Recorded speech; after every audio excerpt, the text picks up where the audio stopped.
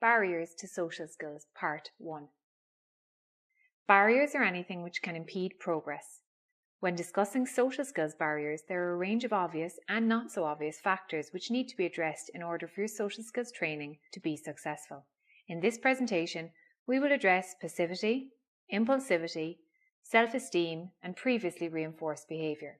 Passivity. Some children can appear quite passive and apathetic and can be quite hard to motivate. You will remember when we discussed personality types, one subgroup was identified broadly as passive and controllable. This group can appear quite passive and may not actively seek social interaction. Another of the subgroups, aloof and indifferent, can also display passive tendencies, as they can be extremely hard to motivate and engage socially. When a child appears disinterested, it is sometimes the case that they are withdrawing from an activity which they think they will find difficult. In this situation, lots of encouragement and praise should be given for any efforts made by the child, no matter how small or seemingly insignificant. Where a child is generally quite passive, try and link their special interests with subject matter. Role-play social situations as their favourite character, practice social skills while doing their favourite activity, and incorporate their special interest into the design of token boards used. Motivation is absolutely crucial for the passive child.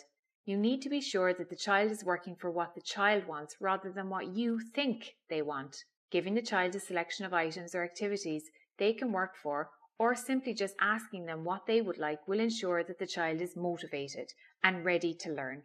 You will also need to take a look at what the requirements are to actually earn the reinforcer you're offering.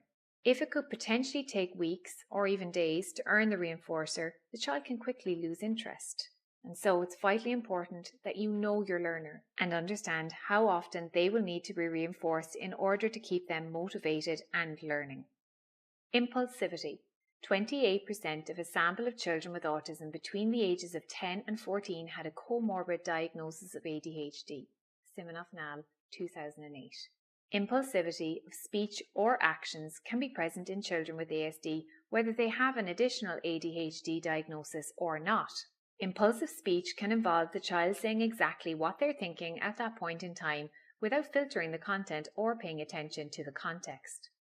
Children with impulsive speech will need to work on turn-taking a conversation, interrupting appropriately, and staying on topic, as this is often a very difficult skill for them to master.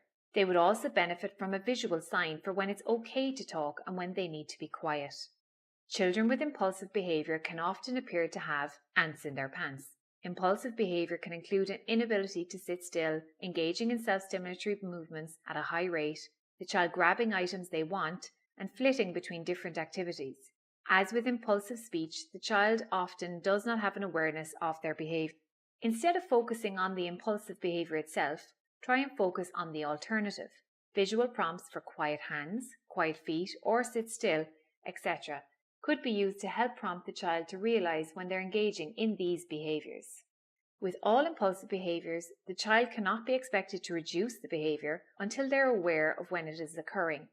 The child may not be aware that their actions are inappropriate, so there needs to be a balance between gently showing them when they're being inappropriate, while at the same time being mindful not to knock their self-esteem. Awareness is the first step, which can then be followed up with reinforcement for times when the child does not engage in the impulsive behaviour. It is extremely important that you reinforce the child when they begin to show signs of self-management. This is a vital step and cannot be neglected. Previously reinforced behaviour. Behaviours which can inhibit a child's social development can often be inadvertently reinforced by parents, caregivers, and teachers alike. For example, many parents and teachers will often listen patiently while a child monologues about a certain topic. This can lead the child to think that this monologuing behaviour is acceptable and interesting to others.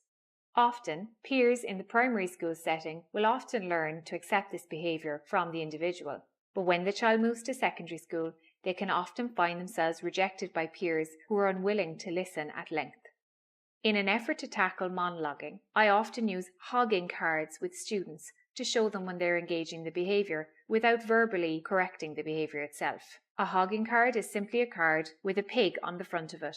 When they see this card, they know that they are engaging in an inappropriate activity and are prompted to engage the listener by asking a question or making a comment about something that the listener is interested in.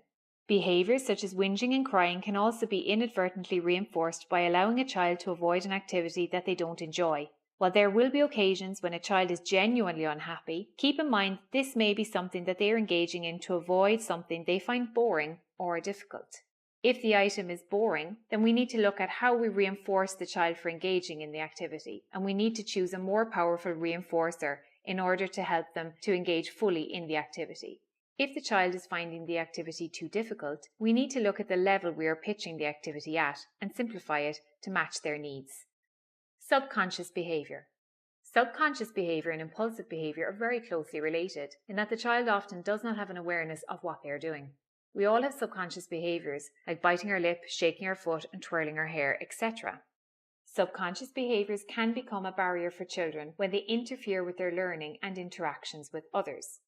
Subconscious behaviour can include echolalia, which is a non-functional repetitive speech. This can be immediate, meaning that the child repeats exactly what you say. For example, how are you? Responds with, how are you? Or delayed, for example, that they will repeat phrases that they've previously heard, often stemming from cartoons or TV shows.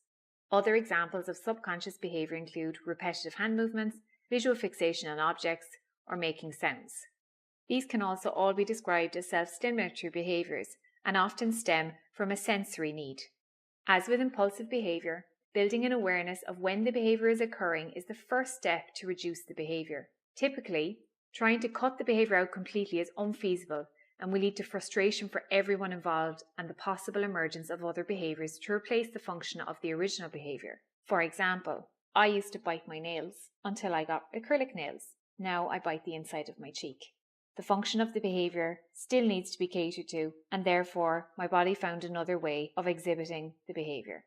The goal should be to build an awareness and then reduce the behaviour either through finding a more appropriate alternative or teaching the child to self-manage the behaviour. When discussing self-management, we are not talking about simply not engaging in the behaviour, but rather knowing when and where it will be appropriate to engage in the behaviour. For example, in their bedrooms, at home, in a playroom, in a particular part of the classroom. When seeking out an appropriate alternative for the behaviour, a good start is to engage in the behaviour yourself. This will show you what kind of input the child is getting from the behaviour, and then you can try and match that with an appropriate alternative. For example, one student I previously worked with insisted on spinning all items at all times. If anything was left on the table or in the vicinity, the child would engage in spinning behaviour constantly, to the detriment of his social advancement. In an effort to curb this behaviour, we provided a miniature spin top, which he could engage in when other students were not present. This allowed the student to engage in the behaviour which he needed without interfering with his social advancement or academic progress. Self-esteem. A healthy level of self-esteem is a foundation block for improved social skills. Without this, the child may feel that they are not worthy of friendships, or may lack the confidence to actively seek out relationships. The Rosenberg Self-Esteem Scale is the most commonly used self-esteem assessment and can be easily and freely accessed online. Once the individual's level of self-esteem has been established, you can work to improve the score either before beginning training or during. It's never too late. To recap, barriers are anything which can impede progress. In this presentation, we looked at passivity, impulsivity, self-esteem, and previously reinforced behaviour. Now let's continue and take a look at other barriers which may impede social progress.